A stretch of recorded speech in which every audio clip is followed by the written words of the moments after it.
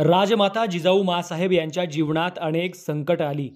निजामाच्या दरबारात वडील लखोजी राजे आणि बंधूंची हत्या झाली.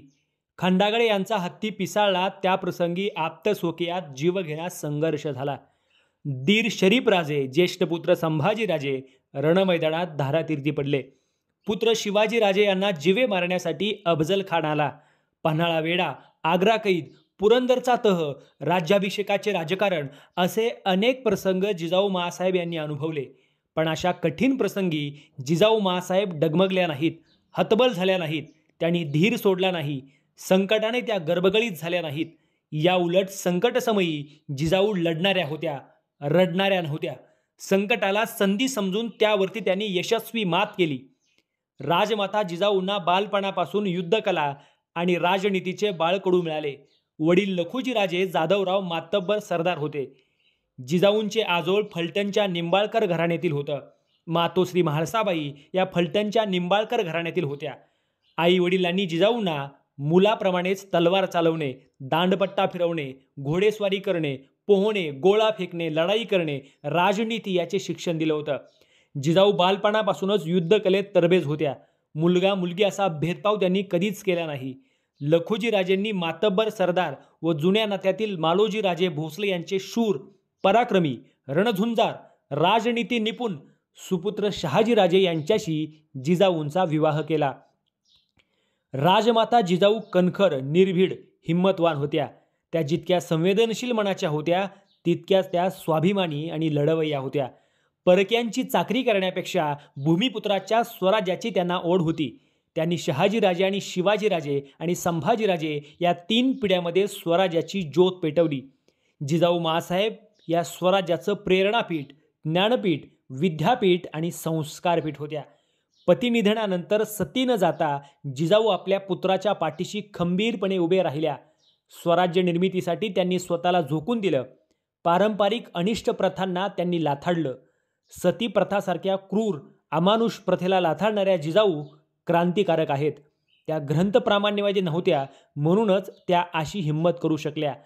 आदिलशहाचा सरदार मुरार जगदेवानं पुण्यावर गाढवाचा नांगर फिरवून भूमिपुत्रात भय निर्माण केलं होतं.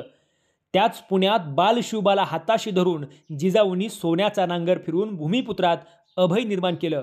यावरून स्पष्ट होतं की जिजाऊ बुद्धिप्रामाण्यवादी अर्थात प्रयत्नवादी होत्या. यश मिळवण्यासाठी हातात तलवार घ्यावी लागेल, रणांगण गाजवावं लागेल, चातुर्य पणाला लावावं लागेल हे त्यांनी ओळखलं होतं. जिजाऊ माँसाहेबांना अन्यायाची चीड आणि न्यायाची चाड होती. त्या गरिबाप्रती अत्यंत कारुण्यमूर्ती होत्या. त्यामुळे त्या निर्भीड आणि लढवय्या होत्या.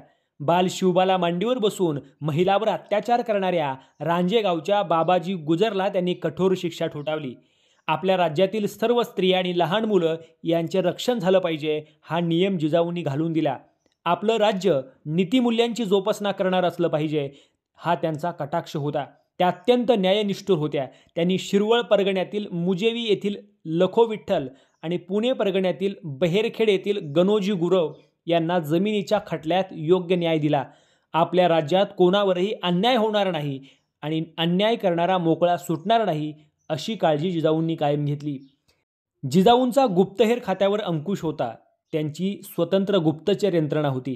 गुप्तचर यंत्रणेवर त्यांनी विशेष लक्ष दिलं होतं. शिवाजीराजे कोकण मोहिमेवर असताना खवास खान येत असल्याची बातमी जिजाऊंनी शिवरायांना पोच केली होती. जिजाऊ स्वतः युद्धकलेत निपुण होत्या. त्या घोडेस्वारीमध्ये तरबेज होत्या. त्या लढवय्या होत्या. त्यांच्या धैर्याचं, शौर्याचं, पराक्रमाचं आणि लढाऊ वृत्तीचं वर्णन त्यांना प्रत्यक्ष पाहणाऱ्या समकालीन कवींद्र परमानंदानं शिवभारत या ग्रंथात विस्तारानं पुढील प्रमाणे केला आहे. राजगडावर राहणारी शिवाजीराजांची माता जिजाऊ आपल्या गडाच्या रक्षणाची कामी दक्ष झाल्या. शिवभारत अध्याय 26:5. शिवाजीराजे पन्हाळ्याच्या वेढ्यात अडकले असताना जिजाऊ डोळ्यात तेल काढून गडांचं रक्षण करत होत्या असं परमानंद म्हणतो. शिवाजीराजे आग्रा कैदेत असताना देखील जिजाऊंनी स्वराज्याचं नेतृत्व केलं. त्यांनी स्वराज्याची इंचभर भूमी देखील शत्रूंना जिंकू दिली नाही. जिजाऊंनी आपल्या राज्यात कधीही भेदभाव केला नाही. त्यामुळे शिवरायांना साथ देणारे सर्व जाती धर्मातील मावळे निस्वार्थ आणि निर्भीडपणे पुढे आले. जिजाऊंनी मावळ्यावर उदात्त विचारांचं संस्कार केलं. त्यांच्यात नीतिमूल्यांची जोपासना केली. त्यांच्यात ध्येयवाद आणि आत्मविश्वास निर्माण केला. जिजाऊंनी ज्याप्रमाणे शिवरायांना घडवलं तसेच नातू शंभूराजांना देखील घडवलं. स्त्री देखील हिम्मतवान, बुद्धिमान, कर्तृत्ववान, पराक्रमी, दूरदृष्टीची असते हे जिजाऊंनी जगाला दाखवून दिलं. जिजाऊ हे स्वराज्याचं विद्यापीठ आणि ज्ञानपीठ आहेत. आपल्या सर्वांचे प्रेरणापीठ आणि संस्कारपीठ म्हणजे जिजाऊ माँसाहेब. राजमाता जिजाऊ माँसाहेब यांच्या स्मृतिदिनानिमित्त त्यांना विनम्र अभिवादन. माहिती स्रोत इतिहास संशोधक डॉक्टर श्रीमंत कोकाटे सर. धन्यवाद.